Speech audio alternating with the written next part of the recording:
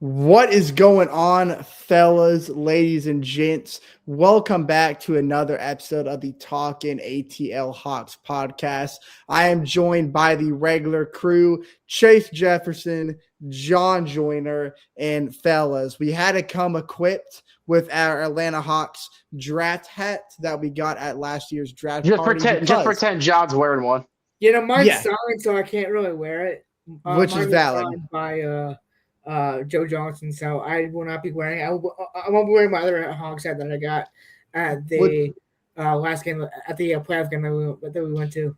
Which is valid. So, yeah, we're wearing these hats because it is draft night eve, as I like to call it. We will be in attendance for the Atlanta Hawks. As it's called. Of course. We'll be in attendance for the Atlanta Hawks draft party at State Farm Arena tomorrow night, per usual, because we always have to pull up. This draft in particular, a lot of high stakes for the future of the Atlanta Hawks. Still a lot in question about who we're going to draft at what pick, but it does seem like that we're not going to dish off any draft picks unless a lot of crazy stuff go down, which there is still that margin from now until the actual draft begins. So things still can go down tomorrow, if not tonight. And of course, unless you're living under a rock, that goes for a lot of other teams, including the Atlanta Hawks, specifically the Milwaukee Bucks with Giannis Antetokounmpo. It seems like the Miami Heat and the Boston Celtics are just in a head-to-head clash right now for the Greek Freak. So how that's going to turn out, nobody knows, but it is expected that within the next few hours we should get some notice on how that's going to go down. But of course, I'm sure I broke any other news today besides the freaking Giannis trade, because three of the things that happened that he tweeted the Trae Young extension and a New York Knicks extension and something else, I believe. And every time I saw breaking news by Shams Charania, my heart skipped a beat. Multiple beats, actually. Because I just thought it was the Giannis trade, and now it was some extension or something. He's tugging at heartstrings, which of course Giannis did post on Instagram, so we did get that. Yeah, we think that that's his goodbye to Milwaukee, which it probably is, but just I don't know. Well, hold on. Let me go and get through the rest of my spiel. Then I'm gonna dish you guys, I promise. But yeah, then of course the Atlanta Hawks. That's how he says that as soon as I start talking. Well, I'm trying to get just every time. Hold on, I'm gonna open the door to discussion, but I do have to get my intro finished. I digress. Shout out John Sweet. But of course, the Atlanta Hawks haven't been sleeping giants over the last few days. We have gone out and made some work in progress ourselves through some signings and some extensions, which we'll get into all that in a minute. But first, how are you guys doing? Either Chase or John, y'all guys are free to talk. The room's open for discussion now. Chase, I want you to start first. Oh, okay. Well, week's been pretty good. Nothing. It was a great Father's Day. We played some golf Saturday with Pops, and then spent Sunday, kind of all day with him, going out to eat with the family. Just doing your usual Father Day activities.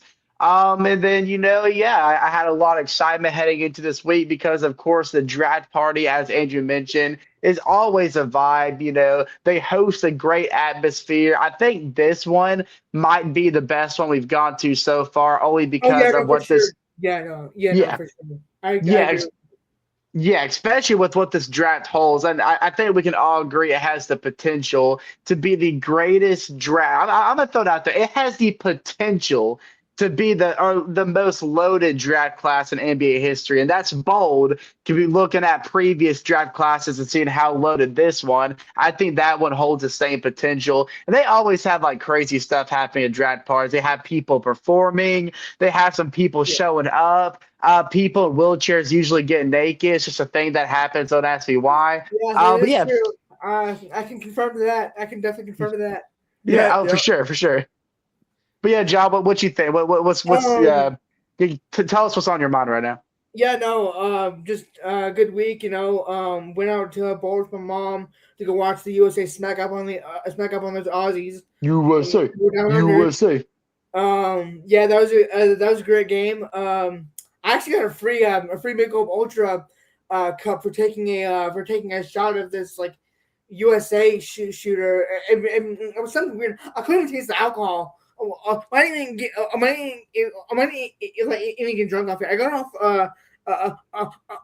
When I drunk off the Michelob Ultras because the bar there had a deal of a pitcher for $11.50 for a pitcher of Michelob Ultra. So me and my mom were just drinking that the entire. Where'd y'all go?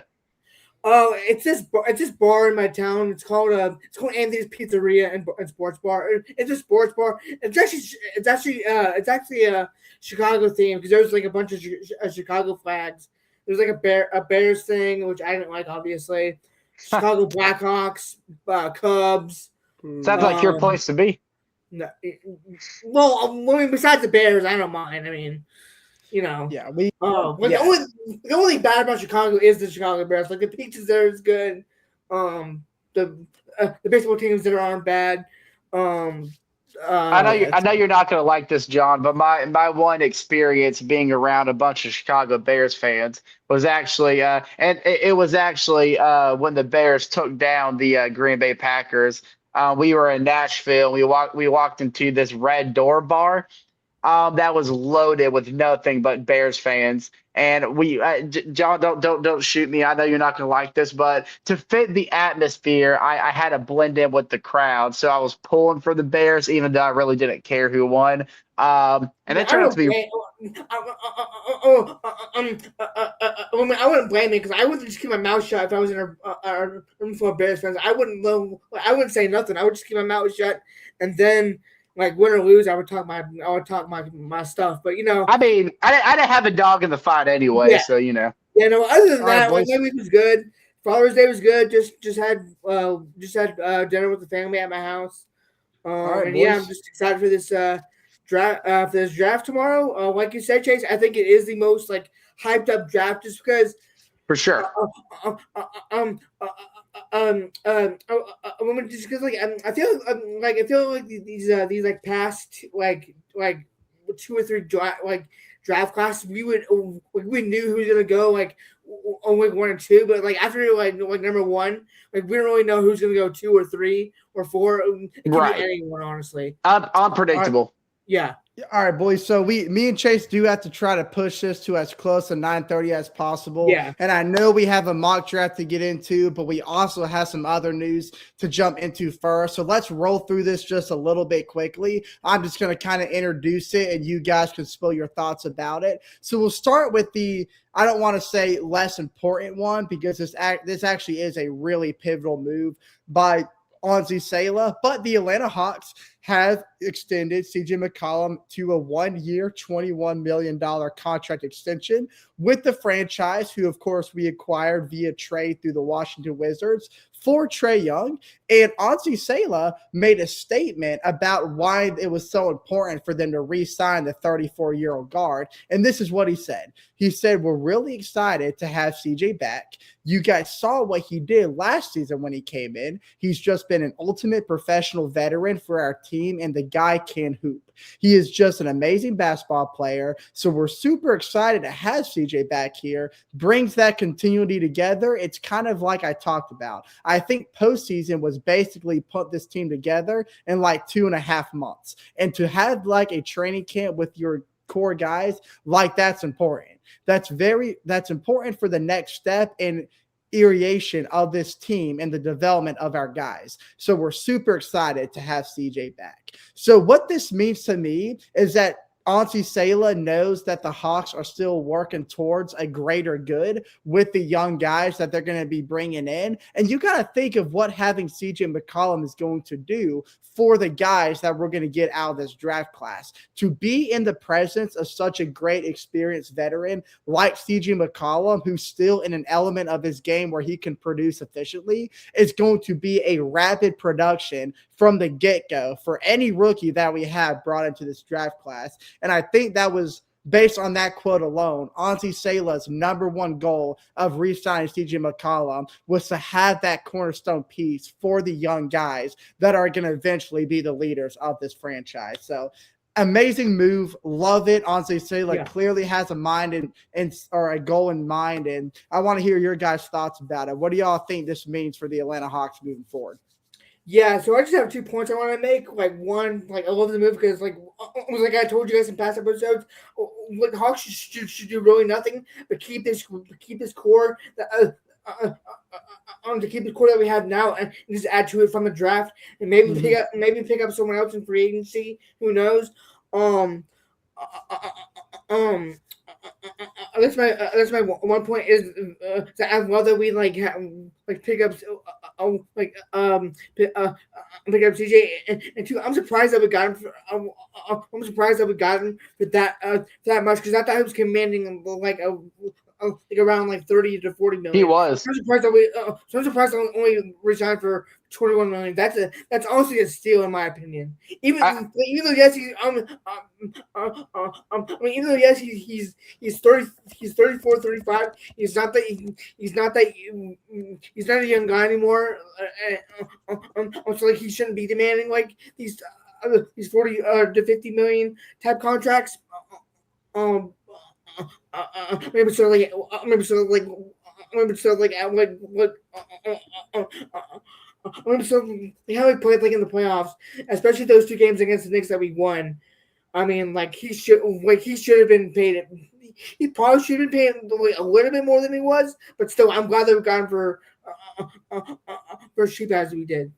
So I think it's a Yeah, I think you're right, John. I'm glad you brought that up. I think it's a testament to, what this team meant to CJ McCollum last year. And it's kind of funny because when we originally picked him up, of course, he was never meant to play this big a role at Atlanta. We really picked him up to match Trae Young's contract, and then anything additional that he added was just going to be an added bonus. But, I mean, we quickly realized how well he meshed in with the core of Nickeil Alexander-Walker and Jalen Johnson and Dyson Daniels. I mean, we know the type of player CJ McCollum can be. We've watched his entire career. He can be anyone you want him to be on the court. He can be a leader. He can take control of the offense. He can take a back seat to a star like he did in Portland with Damian Lillard, like he did in New Orleans with Brandon Ingram, or he can be there to mentor the young guys like Nickeil Alexander-Walker coming off his first season where he was in a huge role, a leading point guard for a playoff team. He still has a lot of learning to do despite the great season he had, and no better player to mentor him like CJ McCollum. Absolutely. And he can do everything on and off the ball. He's just everything a veteran leader is supposed to be. I think honestly, Salem quickly realized how important, like you said, that role can be with the core the Atlanta Hawks have. And especially, it's most likely that the Atlanta Hawks are going to take a guard in this upcoming draft with our 8th pick. And, no better player that guard can come up with this franchise and start quickly learning behind, like CJ McCollum, who's been through it all and he's played multiple roles. So there's a lot of aspects on why this pickup was important. And I'm glad, honestly, Salah jumped on this opportunity quick.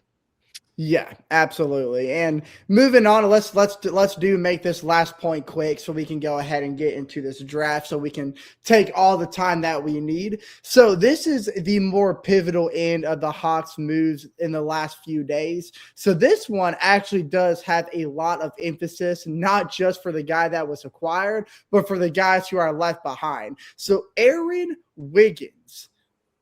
Aaron. Yeah, not Aaron Wiggins, but Aaron Wiggins from the Oklahoma City Thunder I did try to raise bet y'all yesterday when it was announced, so I apologize for that. Well, honestly, no. I don't think we got Andrew. Yeah, and Aaron Wiggins being traded to the Atlanta Hawks for 2 second-round picks to acquire a guy of Aaron Wiggins. There's a lot that this means to me. Now, first and foremost, take the face value of what was given up. Aaron Wiggins being on the Atlanta Hawks, I know we kind of talked about this in the group chat, but can we emphasize the 6th Man of the Year award implications that he's going to have being our 6th guy off the bench? I mean, I'm getting straight Lou Williams vibes from this guy, and he's such a good defensive presence as well. But this is kind of the way that I envision this going forward with Aaron Wiggins. I think this is a warning sign sent to both Jonathan Kuminga and Zachary Richese, because between those two guys, I think it's now going to be. I think Corey Kispert is going to have a big step up paired with Aaron Wiggins, because there are simply too many guys that are in similar roles coming off the bench, making way too much money. So more moves like this involves one or two of those guys listed could probably not be on the team for very much longer. So I think that's going towards guys like Jonathan Kuminga and Zachary Richese, because not all of these guys are going to be able to receive nightly minutes. But we know that Aaron Wiggins, with the potential that he has and what he showcased with his time in the Thunder, he's going to eat up a lot of those minutes coming off the bench. And I think what honestly Salah hopes is going to happen, that this is just going to create an open door to dish out a guy like Zachary Richese, who also has a higher ceiling than what he's shown, and maybe bring in more guys somewhat similar of a presence to what Aaron Wiggins brings to further impact what we have coming off the bench. So I think this is just the first of many steps that's yet to come this offseason. So I kind of want to hear your guys' thoughts. First of all, compliment on the guy Aaron Wiggins is and what he brings to the team. And secondly, what do you think this means going forward for the Hawks as well? I think the Atlanta Hawks have become the franchise of opportunity at this point. This smells like everything that we just did with Nickeil Alexander-Walker, who played a minimum role with this previous team just because of how deep that roster was. It's the same thing with Aaron Wiggins. You know, he was kind of took a back seat at Oklahoma City despite his talent because of how deep that rotation was. So now he gets to go to a team that has greater use for him. And it was especially showcased last season, you know, especially towards the end of the season and the postseason, where Jonathan Kuminga in that series against the Knicks was like the only guy off the bench that was actually doing something. And that just shined light that the Atlanta Hawks needed more impactful depth on this team. And that's where Aaron Wiggins comes in. I think you hit the nail on the head, Andrew. I think he has such true potential to pose a threat for that Sixth Man of the Year award at the end of the season, you know, because he's a flashy player defensively. No doubt. He's got good size. He's playing on a good contract, so there's not going to be a lot of pressure on him up front, which will allow him to grow into the player honestly Salem really hopes he can be. But don't look away from his shooting abilities. He's a great player outside the arc, you know. He's really good at moving off ball, creating space for himself. And I like you know, kind of matching him and Corey Kispert together, because that's really the type of player he is. He is a Corey Kispert, I think, with a little more size and maybe a little more threat to inside scoring. But his off ball movement, his ability to move around screens, create space for himself, he can be a sneaky guy on that court. Now, if you don't keep your eye on him, he can rack up a lot of points. And that's the type of player the Atlanta Hawks need. Someone coming off the bench that draws attention to the opposing defense. Yeah. So my thoughts just real quick. I mean, I'm not gonna lie. I didn't know like too much on this. I didn't know too much on him, but I'm after like seeing like stuff on Twitter about him. Wait! I feel like this is a great move for both. For both teams, honestly. Because from like OKC standpoint, it was just a sour dump to keep them at the second apron, I believe, and then for us, like I said, it's just to add more bench depth and more defense to our team. And like after seeing that video from him from the OKC championship parade where it's like hyping up the crowd and like saying giving praise to the GM and the Thunder team that last season, it seems like a great energy guy to have to pair along with Gabe Vincent. Little does he know he's about to be back-to-back NBA champs. Yeah, and that's the thing. Well, not back-to-back. Well, and that's the thing. Oh, wait, what am I talking about? The Thunder won a championship last year. I'm sorry. I'm tripping. And that's a good point, though. I know that I knew what you meant by that, but it's also that was a mishap. That was an air ball. I apologize. It's also bringing a guy with champion experience to this Atlanta Hawks roster, which I think we can all agree is something we've also been lacking as well. But guys, I think it is officially time to jump right into Talkin ATL Hawks' final edition of this year's mock draft the night before the actual draft occurs. I know Joyner said off camera that he found a new website to use because of all the issues that we had This one's actually updated. Last episode's it should be. It should be. Yeah, So all the issues we were having in last episode's mock draft with all the ineligible players still being on the board should no longer be an issue with this simulator. So we'll see how this one goes, and hopefully it will work better for us. Andrew, you were opening up. So who do you want to have the first pick, or do you want to give it to yourself? No, I actually don't want the first pick just because it's so obvious. I think we're going to go in reverse order on, I know y'all guys aren't seeing it, but how you guys are set up on my screen, I'm going to go in reverse order. So we're going to go Joyner 1, Chase 2, and I will go 3. Okay, perfect. I think the choice is clear. I mean, yes. Like Washington, like they just needed. They really need a point guard to learn from Trae Young. So I'm going to take Darius. I'm just kidding. They need the perfect forward to pair up with Alex Sarr and Trae Young and Trae Young. I mean Anthony Davis. So the choice can't be more clear. Give me AJ DeBanco to go into Washington. Choice is clear. So, what speaking of good little segue is I know we didn't really touch on this. Maybe we did briefly, but Trae Young did officially get an extension after he backed out for free agency. Kind of really a power move for Trae Young to get a higher, contract on a 4-year deal. So he is officially a Washington Wizard. There was nothing else going on there.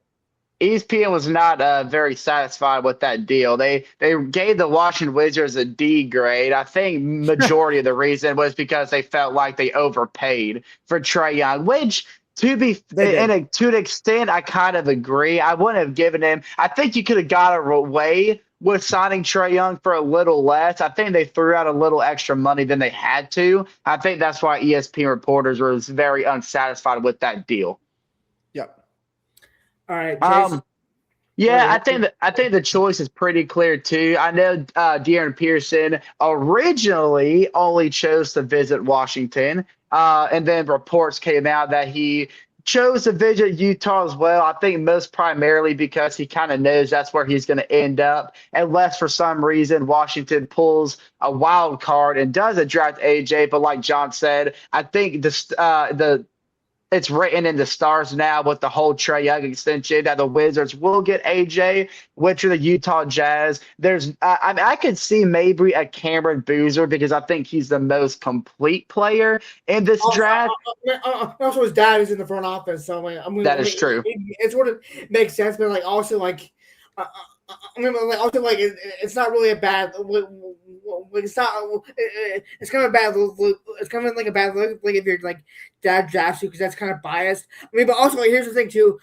Like Danny Ainge doesn't care if the player wants to play for them or not. Like we saw it last year with Ace Bailey. Ace Bailey said that he did not want to play with Utah, and what happened last year? With Danny Ainge. Still drafted Ace Bailey. So Danny Ainge does not care if these prospects don't want to play for Utah. He'll draft you if they believe they is the best fit. That's why, in my opinion too, Dan Peterson is still going to go to Utah. But Chase, is that where you're going, Chase? Yeah, I think Darren Pearson's the most talented player in this draft, and they already have a very sneaky offense. So I think throwing him in there alongside Keontae George could be really filthy, and Ace Bailey. So, yeah, I like Darren Pearson here. All right, Andrew? Okay, so I'm going to go with a little bit of a surprise here because with the availability of Cameron Boozer being at the third spot, I think that's where most people would expect him to go next. I actually think Memphis has a much different goal in mind. So this is going to be kind of the first shakeup of the mock draft. So I think this is where the Memphis Grizzlies actually passed on a guy like Cam Boozer for Caleb Wilson out of North Carolina. What? And I think the reason for this They don't is need a because, big. hold on. Kim Bruiser is a big though.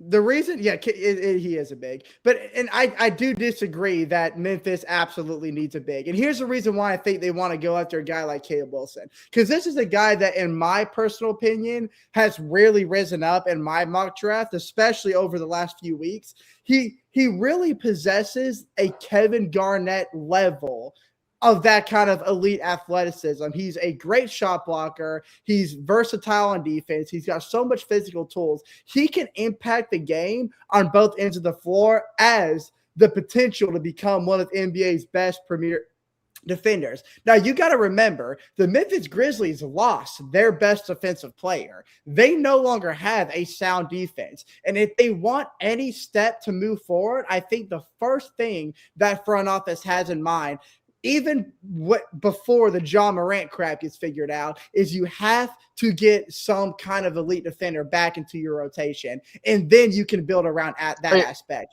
Cameron Boozer, not a bad defender, but I think he doesn't reach that athleticism of like Kevin Garnett, which is what I really think they benefit off of the most. But do you think that kind of takes away the whole point of them getting Zach Edey?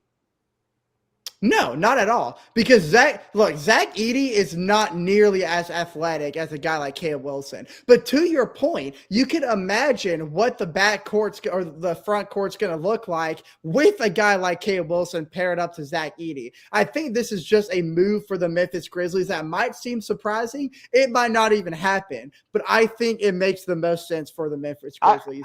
So give me Caleb Wilson at 3. I don't hate the idea of Caleb Wilson going to the Grizzlies. It's more so the fact I just don't think there's any way they pass up on Cameron Boozer, which in this case, this is now a dream scenario for the Chicago Bulls, who desperately need a big. They might be the smallest team in the NBA now, and in today's day and age, in any age, that's going to absolutely drown you. So not only are they gonna be able to get the big they want, or that they desperately need, but they're gonna get the most complete player in the draft. And is this John's pick or Chase's pick? Yes, this is my pick.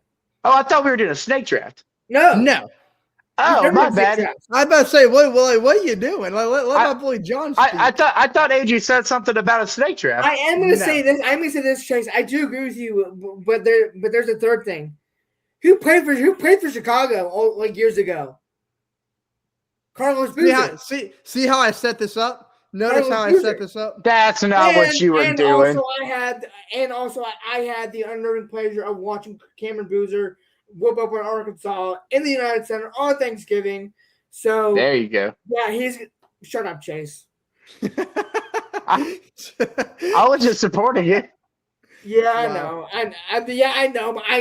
But we know what you're doing, Chase. We know what you're doing. But So the Bulls are gonna get another boozer. Maybe they're gonna unretire Carlos Boozer. Well, I don't even know if Carlos Boozer's number is retired there. It probably is, but I mean, if it's not, then Cameron Boozer should definitely wear Carlos's old number. But Cameron's gonna go to the Bulls, I guess.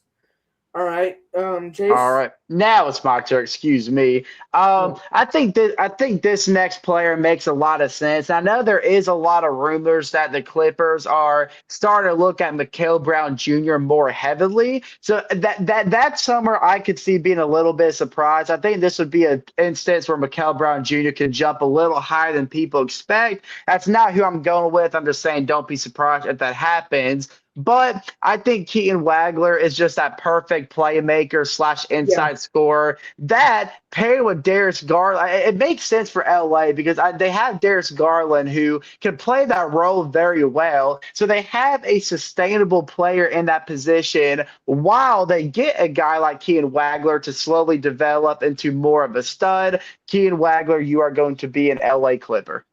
I don't like this. I don't hate your pick, Chase. I just don't like that A cuff is falling out of the top 5.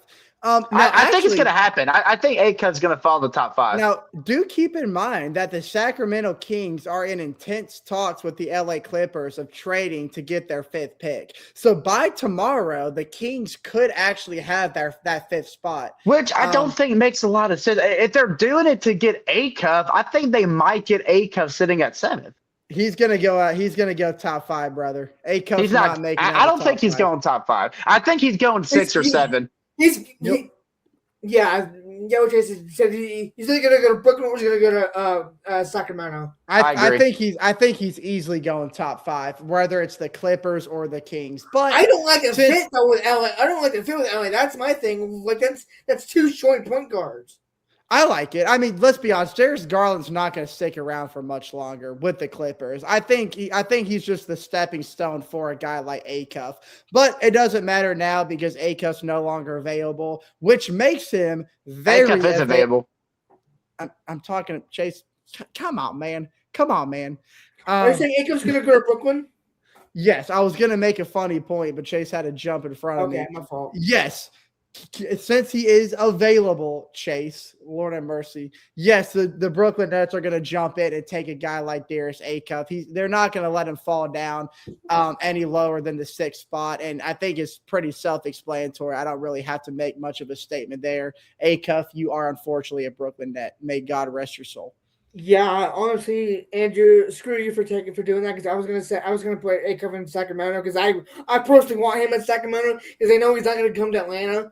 He's going to go to Sacramento. I think that's where he's going to end up. I think he's going to end up in Sacramento. He's going to go to Sacramento as well. He's going to go to No, he is going to go to Sacramento when the Kings trade for that 5th spot. That would be so stupid. That would be so stupid. I'm telling you, it's going to happen. I'm calling my shot. We have two. So we have really 2 choices here. The Kings, I mean, they need a point guard badly, so you got 2 great point guards here to choose from.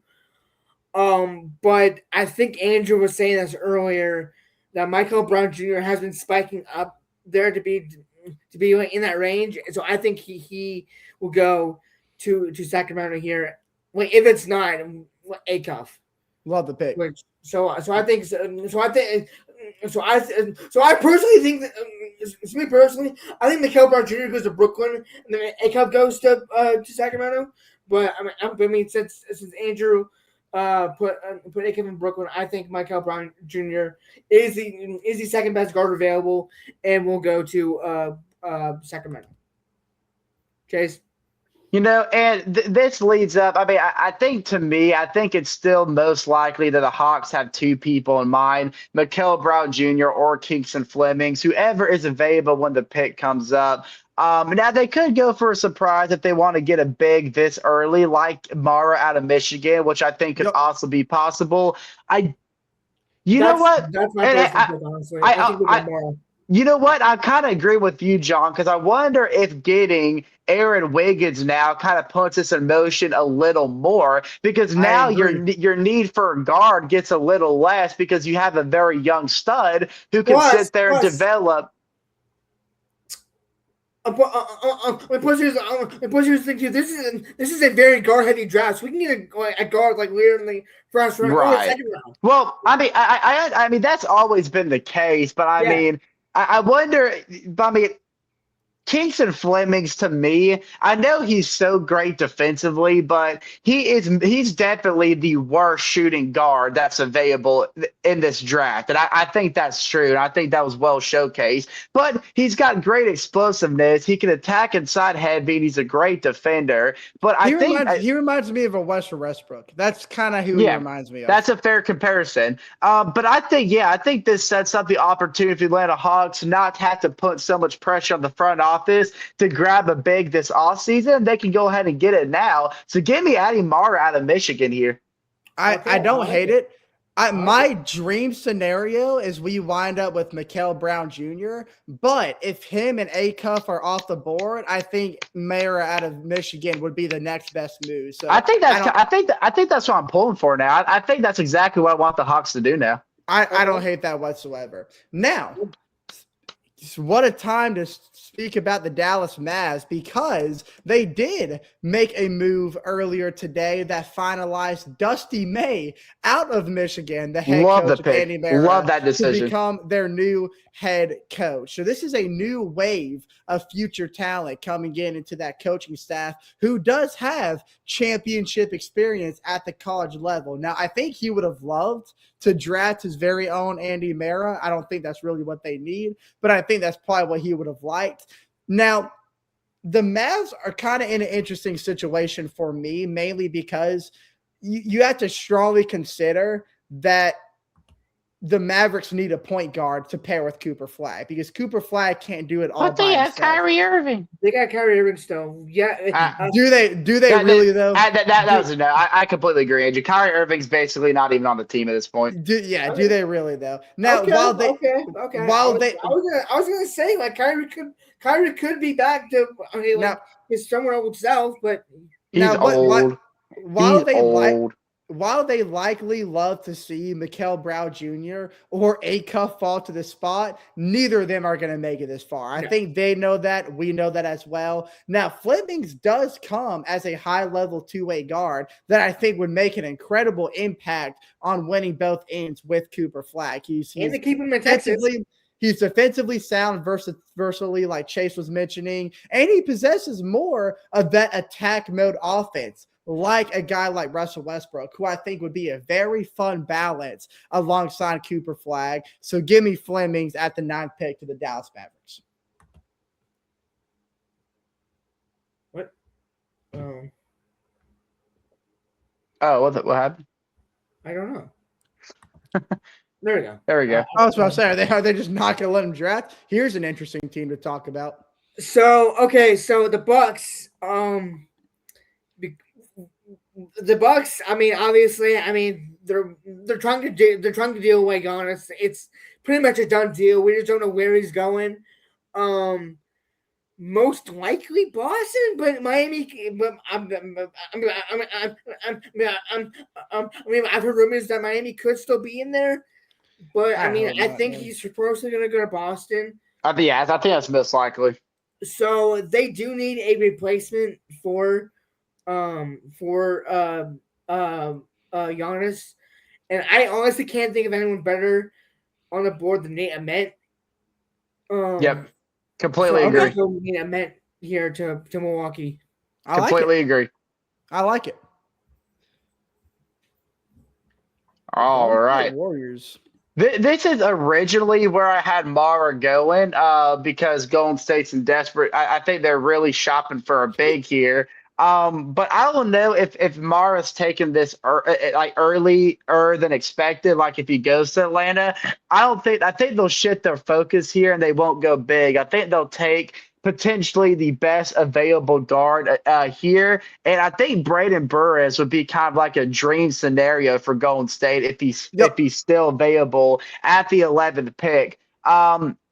Somewhat, because Golden State, their dynasty era is officially fading out. I think especially with the loss of Kuminga, too, they didn't even use him anyway. Draymond Green shifting out of the picture, and outside of Curry, Podmitsky can kind of play this role, but they kind of need somebody else who can facilitate the court a little better, who's not scared to take control and can run a smooth offense. I think that's what Golden State's lacking now. I think it's just Curry at this point. They're trying to do anything from Curry or through Curry, and they need someone to take the pressure off. I think that can start with Braden Burris out of Arizona. Like the pick. Okay, so this is an interesting spot for the Oklahoma City Thunder because you've got a guy like LeBaron Fillon out of Alabama, who's probably the best remaining guard. However, the OKC Thunder, they're not in a position where they need to draft a guard. Now, you could argue Aaron. They did get rid of Aaron Wiggins. I was going to get to that. My fault. You could argue that they could draft a guard, like John said, because they got rid of Aaron Wiggins. However, that kind of benefit OKC anyways because they had to get rid of somebody for cap purposes. And I think Aaron Wiggins was probably the obvious choice in their case. Now, with that being said, it does play a little bit of a mind game with the front office as to where they want to go. But I do think they still go a forward here opposed to a guard. Now, this is going to be an interesting pick to some of y'all, but this is the guy that has really jumped up in my mock draft. I kind of see him playing as like a Josh Hart role to Oklahoma City Thunder. Now, he's mainly known for his defensive play at the University of Michigan, wink, wink. But his offensive game has improved significantly throughout the last season through the March Madness run. And I think that has really skyrocketed his potential of being a top 15 draft, because originally I don't think anyone had him going to the top 15. But my boy, Morris Johnson Jr. out of Michigan will be the 12th overall pick to the Oklahoma City Thunder. Whoa, so you have the actual fallen. Interesting. Oh yeah. Uh-huh. I'm pulling out my bags of tricks today, fellas. We can tell. I don't hate it though. So, like I said earlier, I really think I should ship this pick off to the Bucks just because of the Giannis deal. But I do think he's going to go to Boston. Mm-hmm. Now, if that's right or wrong, we won't know until like whenever, I guess. So I'm just gonna. It looks like it's going to be tomorrow afternoon at this point. Yeah, exactly. See, we can't really determine where it's gonna go. That's not in our hands. We were hoping to get some breaking news during the episode, but evidently that's not going to happen. It's not going to happen. So, I do think that the Heat also need a point guard. Even though I know the rumor to try and go after Jawa as a backup in case I can't get Giannis. But in case that doesn't happen, like we said, we can't predict trades. We're not GMs. I'm gonna have him take Gobert and 5-1 at Alabama. He just fits that Heat culture vibe, in my opinion. Completely fair. I like it. Ooh, which, for the record, I do think the Heat's going to have that pick tomorrow, because, like you guys said, I'm totally on the Boston train. I think he's gonna roll out to Boston. And I think this is a dream scenario for Charlotte, for Lindbergh to drop this far out of Michigan. The Hornets have an interesting play here. This is the chance for Charlotte to make a lot of meaningful moves now, because they have a lot of expiring contracts. One of those being Miles Bridges, that's their most notable one. Not sure what's going to happen with him and his future with Charlotte. But either way, they got to start pushing the right direction. I think getting a pretty solid forward like Yaxel, which I think if they didn't have him, they would have gone Steinbach out of Washington, but they would obviously choose Yaxel over him. So I think this would be a dream scenario for Charlotte. Give me Yaxel Lindborg out of Michigan here, going to the Hornets. Okay, so we do have some somewhat breaking news. It's not the trade, but Chris Haynes did say that the don't do that. I got scared for a minute. Wait, that's a what? Chris Haynes did say that Giannis is a favorite. The Boston is a favorite to get Giannis. So. I expected so. Yeah. So. All right. So in other words, breaking news. There is no breaking news. Yes, sorry about that. It's at least something. It's at least something. Okay. All right. Wait. Now this is Andrew. Yeah, this is Andrew. Yep. So this is a big draft for the Chicago Bulls for obvious reasons, because they do have a top 5 pick and obviously another top 15 pick along with it. So given who we decide to dish out to them at the number 5 spot, I think what the Bulls would like to do now is pair that guard play with of course, a forward, since there is one at the helm. Now, well, hold on. Who do we draft for the Bulls again?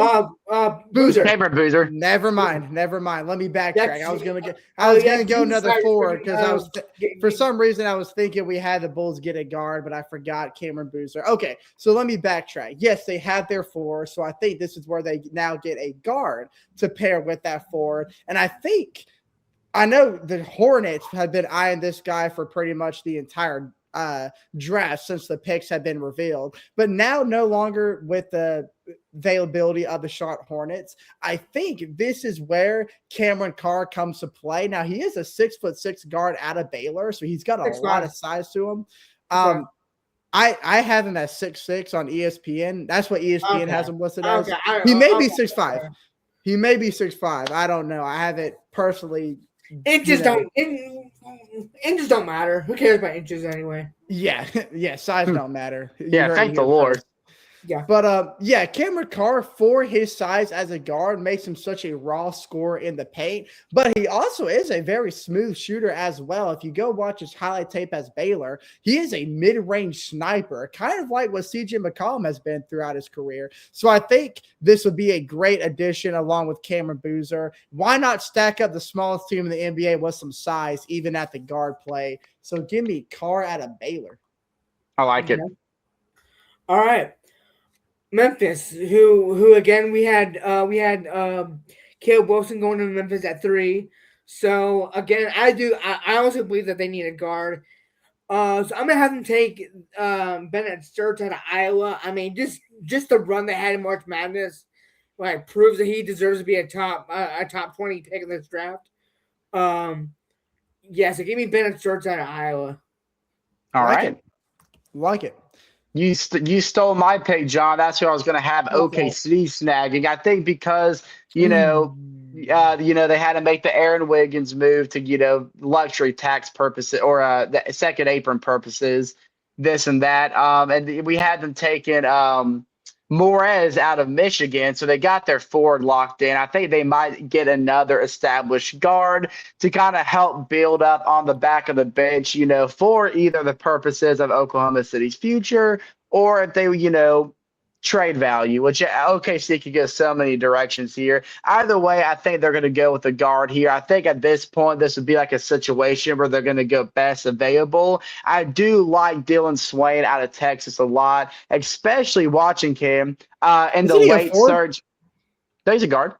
I thought he was a forward. I'm pretty sure he's a guard. It says he's a guard on here. Oh, okay. I thought he was a forward. Thanks, 6'8" for a guard? Holy moly. Okay, never mind. Yeah. Okay, watching his late surge with the Horns last season, sneaking them into March Madness. He was a big power horse on that offense. He can be a. Okay, Andrew. Yeah.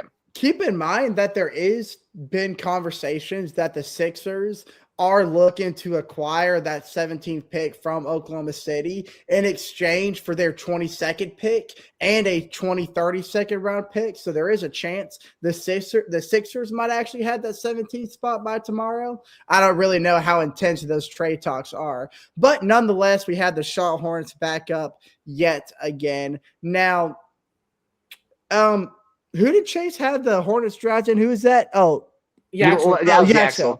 Okay, Yaxel. So I think they do go guard here since they did get a pretty big forward there. Now, I think, I don't know, this is a little bit of a difficult middle of the road pick for the Hornets. There's a lot of guards that you could go with, but I do believe that there is a very underrated sophomore that's coming out of the Big 12 who did average nearly 20 points a game along with 7 assists. And he does have a great off-ball ability to create open shots for himself that I think the Charlotte Hornets would really like to add to their squad. So give me Christian Anderson, the guard out of Texas Tech, going over to the Charlotte Hornets.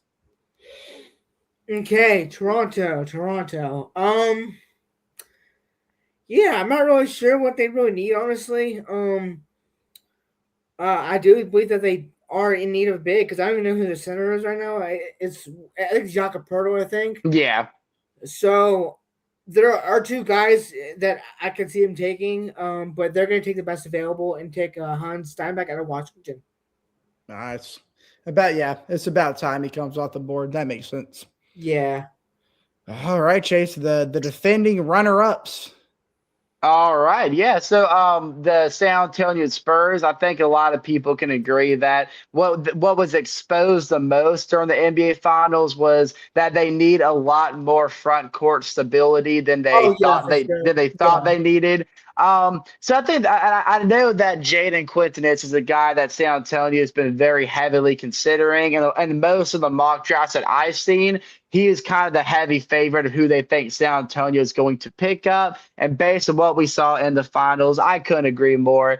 Put him in a Spurs jersey. I like it. I like it.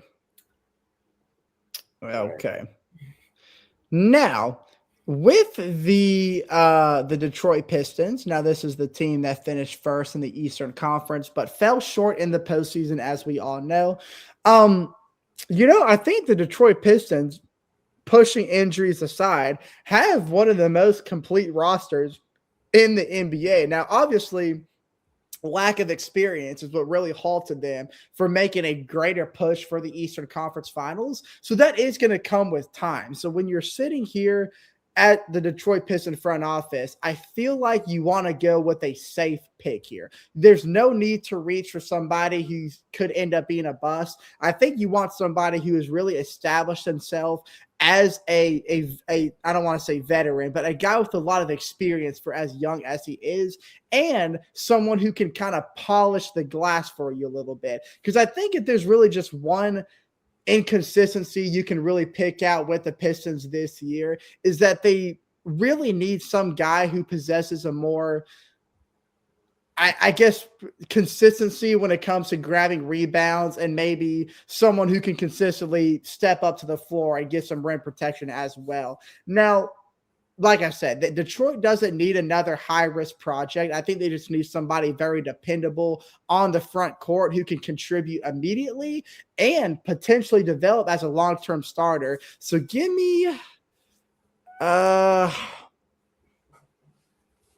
yeah, I had a pick in mind, but I'm kind of backing out of it now because I don't know if he would go that early. No, I'll stick with it. Give me Chris Scenic Jr. out of Houston. I'll just go with my gut on this one. I was gonna go for someone. Well, no, I'm not even gonna say it because he might be picked later. Philly. I mean, Philly really needs like a backup. Like, honestly, in my opinion, they need a backup center to back up Embiid, because Embiid just doesn't really seem to want to stay healthy. They definitely don't need a guard. I think you're right about that. Yeah. But I also think that they could use some help with the wings. I'm gonna have him take Kareem Lopez because he's falling, honestly. Kareem Lopez. He's fallen a good bit. Yeah. I like that pick. All right, Chase, we on the Hawks again. I think because they went big the first time, I think now could be the opportunity to get the guy sort of like they were hoping to get in like a Kingston Flemings. This is a guy who, didn't showcase himself well. I see what you're trying to do, John, and no. Dang it. I don't think I didn't see what you're trying to do down there. Chase, what's your Venmo? I'll Venmo you $50. If I see $500 pop up on my screen right now, then Malik Thomas is absolutely an Atlanta Hawk. You know what? Yeah, okay, I'm just messing. Hey, you know what? I will say, though, this is a guy who, didn't showcase the best NBA combine, but I'm not overlooking that. I'm not looking at that a little too hard. Obviously, his offensive abilities aren't the best, but he still showcases a strong defensive presence.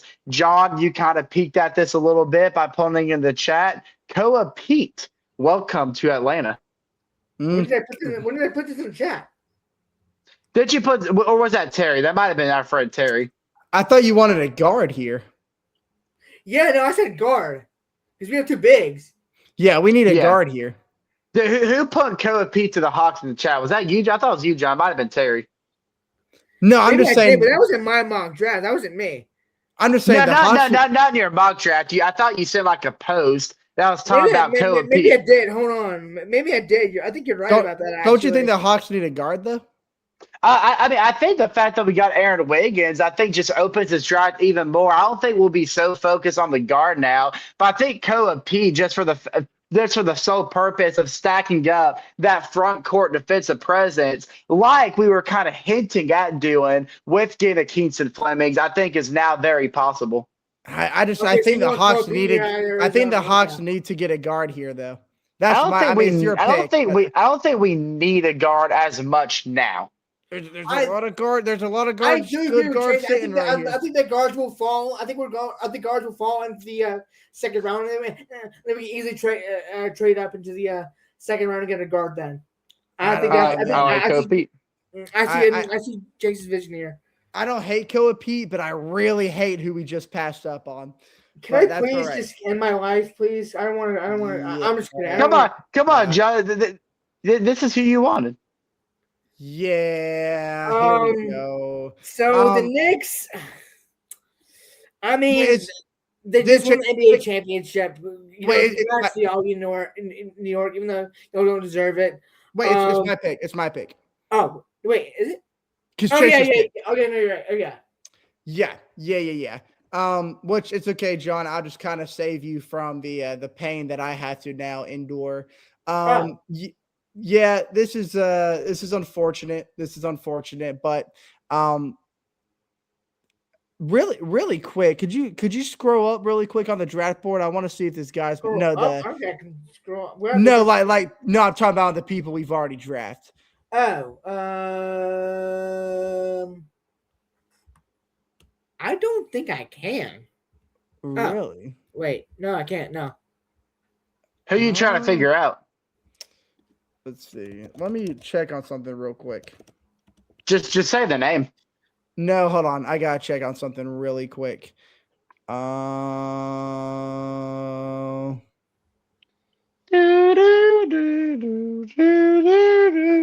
Okay, now Nate Ament, do we know if he's committed to the draft, right? Nate, yeah, Tennessee, yeah, he went 10. Okay, so he went. Or I wasn't sure. I didn't see him on the board, but I also I picked him at 10. Okay, I also didn't remember you drafting him, so I was just making sure because I was about to say if he's still available by this pick, then we did something wrong. Okay, just making sure. Okay, well, with that being said, going back to the Knicks, I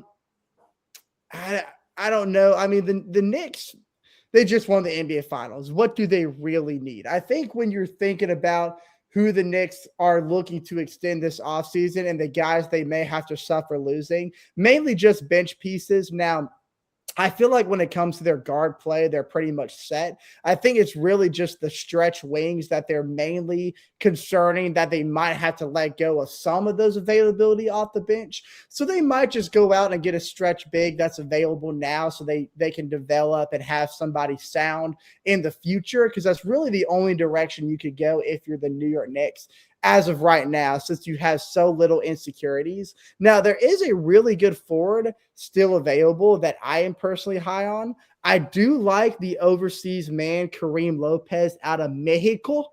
I think he went 22. Did he?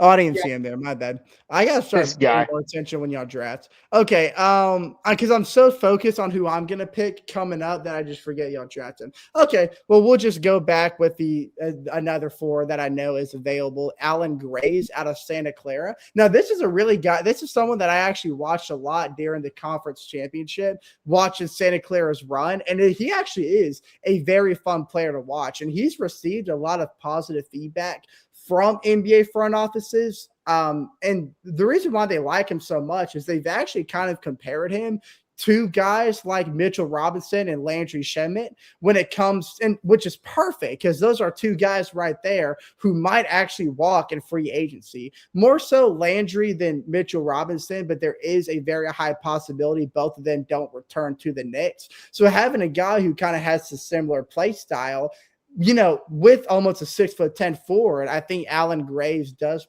play a perfect role for the New York Knicks. So, the Lakers are in the market for a center. So I think they go best available, and I think they take Henry Visor out of but you and see. I did hear that. I did hear rumors that they're trying to get that they're going to target Mitch Robinson if he does hit free agency. Yeah, but I think they'd be better safe than sorry, just like we do, and I think that they're going to take Visar out of UNC. Okay, I like that pick. Chase. All right. I think this is kind of like Denver's kind of one of those situations where it might just go best available here. I think they're most likely to maybe snag a forward here. Now, I will say, though, this is a guy that a lot of people have falling into the second round. I personally don't think he's falling the second round. I understand why, because he kind of slacked a little bit towards the end of the season, especially in March Madness. I think he also dealt with some injuries too. I can't quite remember, but I think I still believe in this guy. Might be a little biased. Give me Joshua Jefferson out of Iowa State. Okay, now, Do we have a trade here? yeah, here's a pick where I think we can all agree is more than likely going to fall into the hands Yeah. of the Milwaukee Bucks. So if you can offer a trade, definitely pass that trade up Oh, and give you them. might not be able to do it if you're already on it. Did you have to do it beforehand? I think so. Well, if that's the case, Just pretend it's Milwaukee. Just pretend it's Milwaukee. I can draft as if it's the Milwaukee Bucks. Okay, because I think we can all agree that the the Celtics are definitely not going to keep this pick. Yeah. Now, with that being said, I do believe that. Keep in mind this is Milwaukee, and it did just draft, and it did give them a men, so they do not need a forward/big. Yep. Which is perfect because I do think there's one guy still available who I actually wanted Chase to draft. Really big fan. I think he's highly underrated. Mainly he's been underrated throughout the draft process because of the concerns he has of his size, and he is limited on defense. But however, what he builds offensively, I think is very difficult to find in today's NBA just because he is such a dynamic playmaker. Give me Abuka Akori out of Stanford, who a lot of people have actually compared to Trae Young. They say he has a very Trae Young similar play style. So to our viewers, just keep in mind this pick is in our mock going to go to Milwaukee. So this is not Boston. Keep this in mind. Anyways, because I think y'all will not have this guy because I think you might have this guy fall out of the first round because y'all are going to troll me. I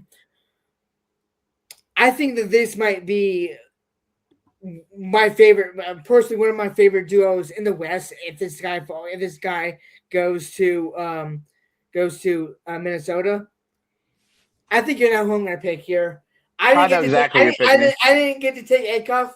Have your fun, John. Have your fun. Minnesota. I think he's gonna be perfect against it. So. I'm going to go with a guy here who absolutely tore it up in the NCAA tournament. 3 consecutive 20-plus point games, one of the best rebounders in college basketball last year. Why not go ahead and add an extra big to the Cleveland Cavaliers? Give me Terrius Reed Jr. out of UConn. All right. Okay, and that's going to leave the final pick of the first round here with the Dallas Mavericks, who I did pick for earlier, so that is kind of ironic.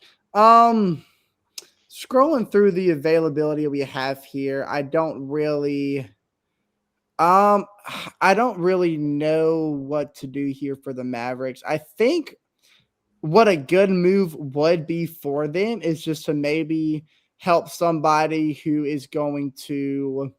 Remember, you got you picked Flemings for him the first time. Yeah, I do remember that. And since they have addressed that point guard, I think they can probably just go ahead and wrap it up by selecting one of the most NBA ready forwards that is available. And I really like. I know you see our boy Baba Miller down there, Andrew. I do. Your boy? Where did Killer Pete go again? He played for Florida State. Who drafted? Who drafted Killer Pete went to the Hawks.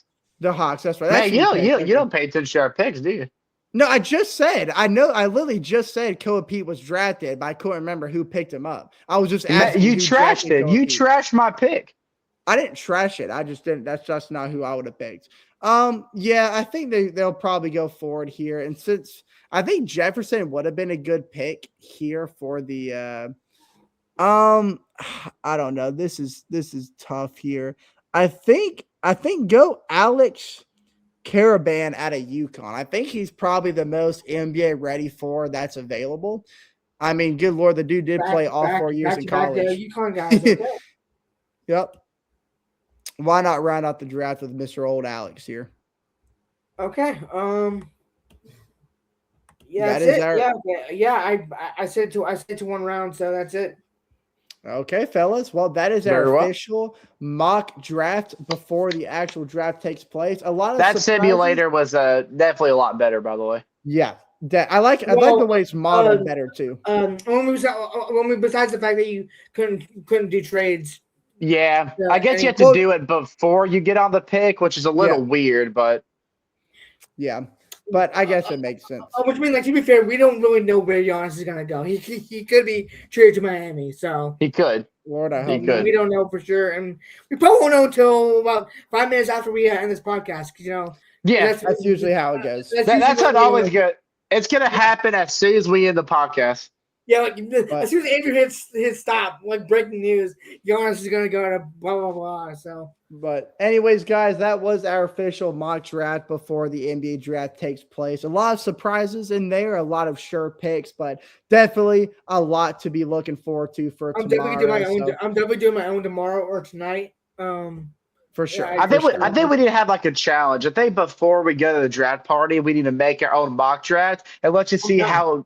let's just see who gets the closest or the most accurate I'm done. Let's do it. mock draft. I think we need to do that. Let's do it. But fellas, it's been a banger. But Loser catches the winner.